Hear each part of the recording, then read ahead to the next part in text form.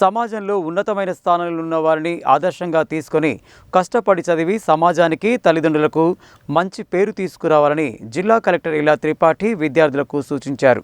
అపరిశుభ్రత కారణంగా ఏ ఒక్క విద్యార్థిని ఆసుపత్రి పాలు కాకుండా చూడాలని సూచించారు.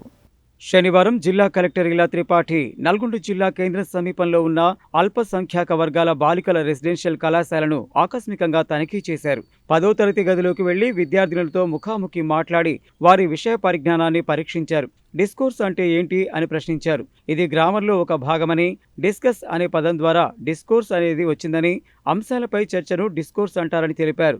విద్యార్థినులు మంచి పరిజ్ఞానాన్ని సంపాదించేందుకు పుస్తకాలను, వార్తాపత్రికలను బాగా చదవాలని, ప్రత్యేకించి సంపాదకీయాలను చదవాలని ఆమె సూచించారు.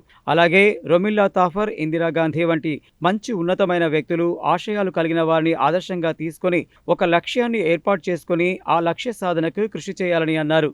బాగా చదవడం ద్వారా తల్లిదండ్రులకు, గురువులకు మంచి పేరు తీసుకురావాలని, కుటుంబానికి చేయూతగా ఉండాలని అన్నారు.